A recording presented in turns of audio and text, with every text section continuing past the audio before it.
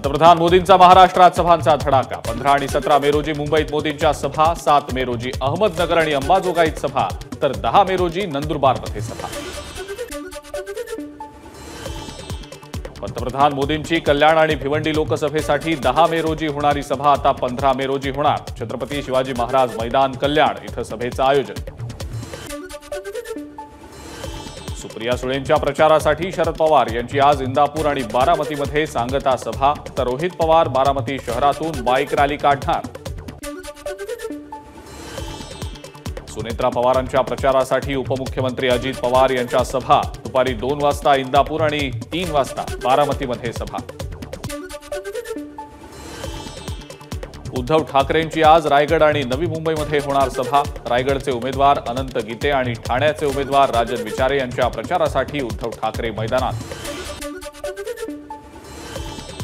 सांगलीमध्येही आज सभांचा धडाका। चंद्रहार पाटील यांच्यासाठी आदित्य ठाकरेंची विटा इथं सभा, विशाल पाटलांसाठी प्रकाश आंबेडकरांची मिरजेत सभा, तर संजय काका पाटलांच्या प्रचारासाठी मिरजेत नितीन गडकरी व्यापाऱ्यांची संवाद साधणार। अहमदनगर दक्षिण मतदारसंघातले महाविकास आघाडीचे उमेदवार निलेश लंकेंच्या प्रचारासाठी अमोल कोल्हेंची जाहीर सभा। श्रीगोंदा तालुक्यातल्या बेलवंडी इथं सभेचं आयोजन। काँग्रेस प्रदेशाध्यक्ष नाना पटोले जालना दौऱ्यावर। जालना लोकसभा मतदारसंघाचे महाविकास आघाडीचे उमेदवार डॉ कल्याण काळेंच्या प्रचारासाठी नाना पटोले जिल्हाभर फिरणार।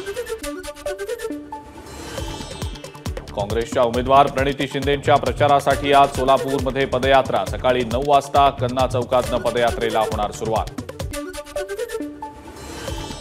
भिवंडीमध्ये वंचितच्या उमेदवाराला उमेदवारी अर्ज भरण्यापासून वंचित ठेवल्यानं एकाच्या विरोधात गुन्हा दाखल।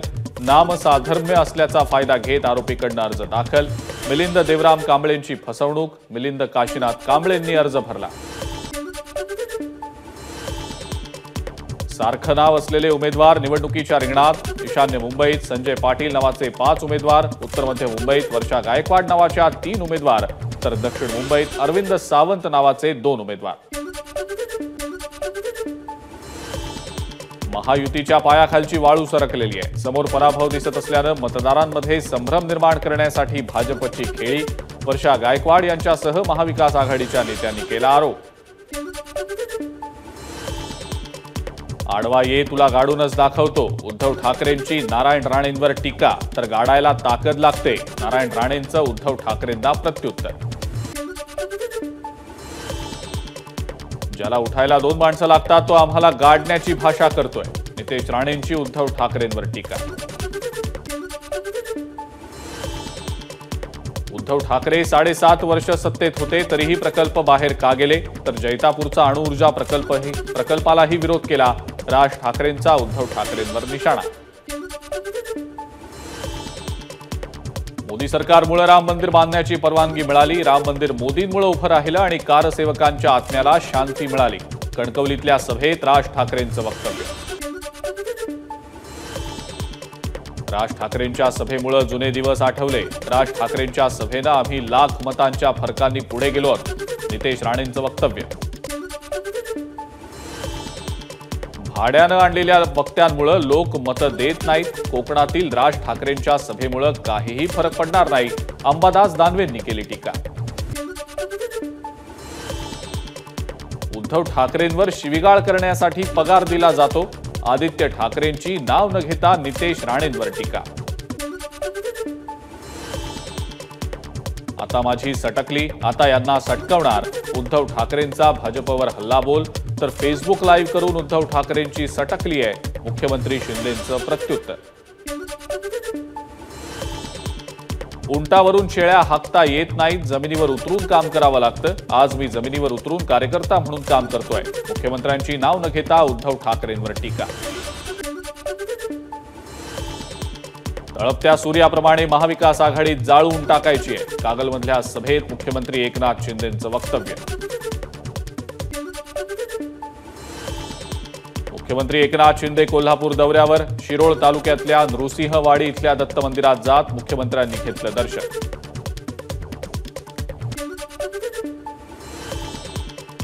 गादीच्या मानावरून शरद पवार यांचा दुटप्पीपणा, देवेंद्र फडणवीसांची टीका।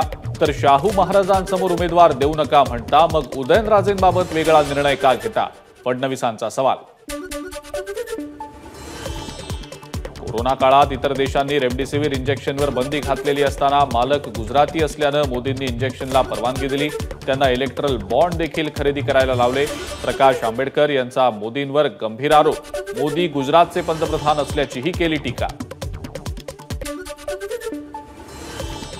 हे सरकार केवळ देशातील मूठभर श्रीमंत लोकांसाठी काम करणारं आहे. जनतेच्या मूलभूत प्रश्नांकडे या सरकारनं दुर्लक्ष केलंय. बाळासाहेब थोरातांचा भाजपवर जोरदार हल्लाबोल. एबीपी माझा, उघडा डोळे बघा नीट.